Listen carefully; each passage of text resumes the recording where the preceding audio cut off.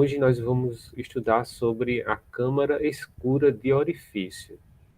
Eu vou explicar para vocês o que é, né, e qual o princípio da ótica geométrica está relacionado a essa câmara escura de orifício.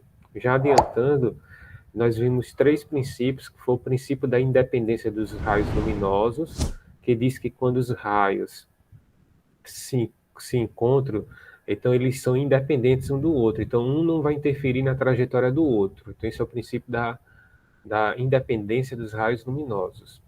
Nós vimos também o princípio da propagação retilínea da luz, que diz que a luz se propaga em linha reta em meios transparentes e homogêneos. E é exatamente esse segundo princípio que vai estar relacionado com o efeito da câmara escura de orifício.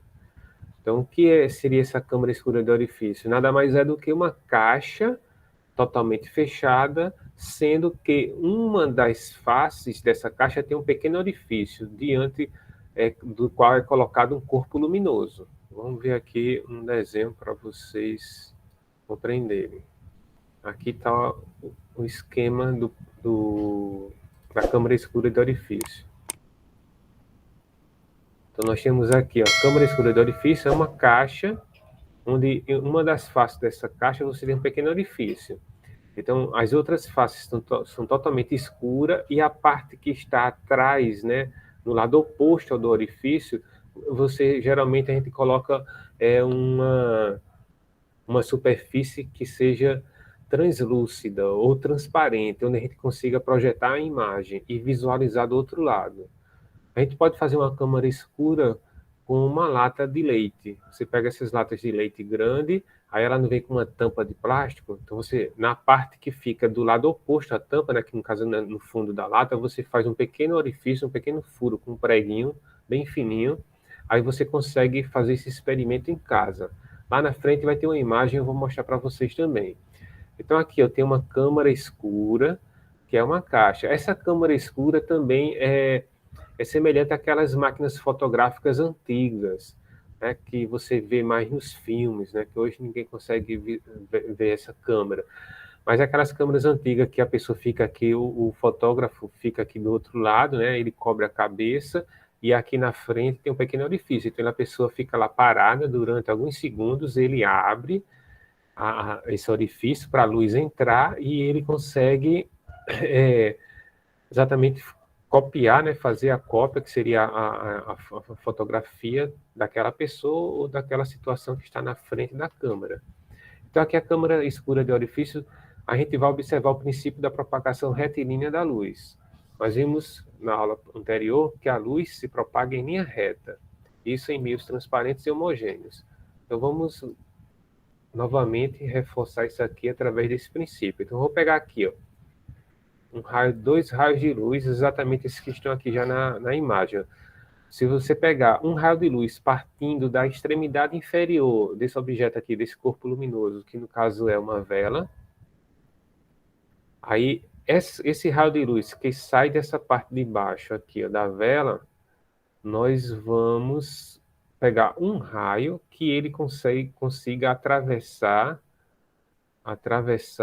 o orifício e atingir a parte oposta lá à câmara escura. Então, você tem aqui um raio de luz. Então, esse raio de luz saiu do ponto B aqui, ó, que é a parte inferior da vela, e atravessou o orifício. Se eu pegar outro raio, não importa para mim, porque os outros raios que vieram aqui para baixo, ó, ele vai ser bloqueado, que ele não vai atravessar o orifício. Então, o que importa para mim é apenas os que atravessam o orifício.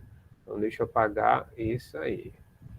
Agora eu vou pegar um raio da extremidade superior da vela, que parte lá da chama da vela e consegue atravessar o orifício. Então nós vamos observar que ele vai atingir lá o outro lado da câmara escura, né, da caixa, e você também vai observar o seguinte, vai ter uma inversão. O raio de luz que parte da parte inferior aqui do objeto luminoso, que é a nossa vela, ele vai atravessar o orifício e vai se encontrar lá na parte de cima. Já o raio luminoso que parte da parte superior da vela, ele vai passar o orifício e vai se encontrar aqui na parte de baixo da superfície oposta ao orifício. Então, nós vamos ter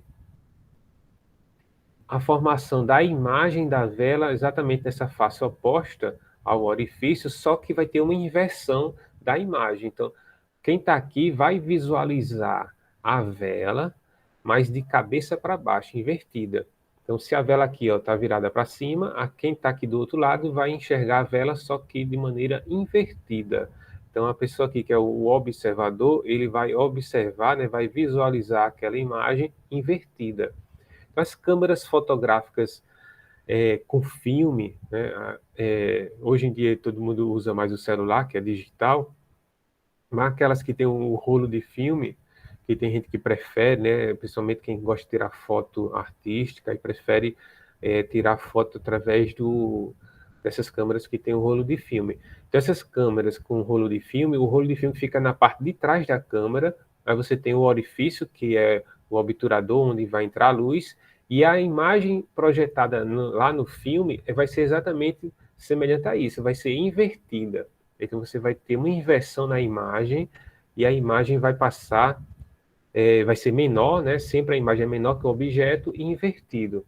A gente também visualiza a câmera escura também na nossa visão. A nossa visão é uma câmera escura.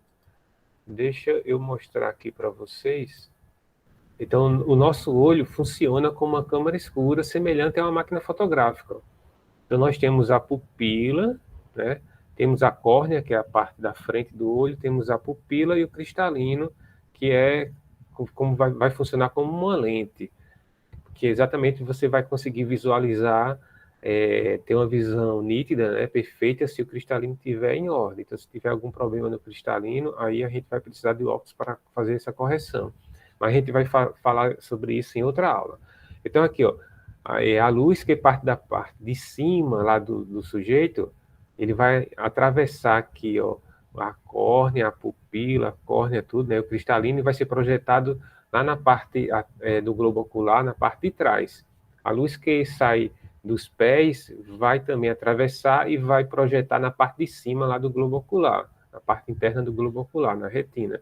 Então, você vai ter aqui a formação da imagem. A formação da imagem é invertida. Então, a gente enxerga tudo, na verdade, invertido. Só que o cérebro recebe essa informação e entende, né? Aí o cérebro faz essa correção.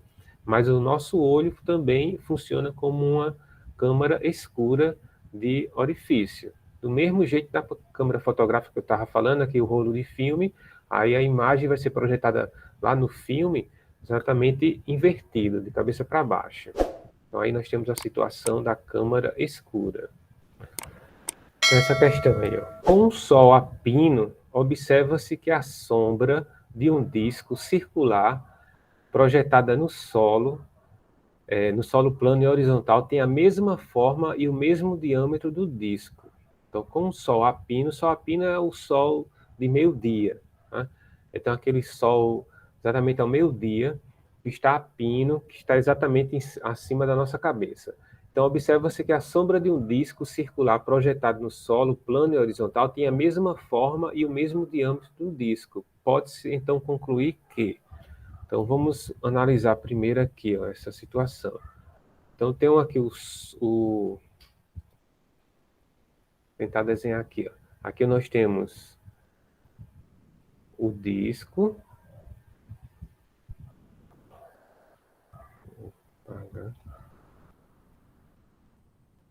Então, nós temos aqui o disco. Aí nós temos o plano horizontal, que está aqui embaixo.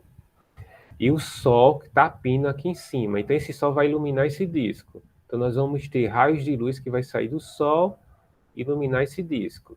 Esses raios de luz aqui, ó, vão atingir o disco. Alguns vão passar, né, bem próximo aqui ao disco, e outros não vão passar, porque o disco vai bloquear a passagem dos raios solares. Então, nessa parte de baixo, nós vamos ter a projeção da sombra do disco.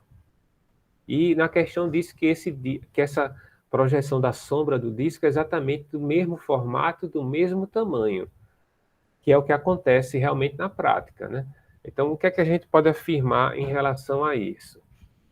Então, podemos então concluir que os raios solares são praticamente paralelos entre si e o disco está disposto paralelamente ao Sol.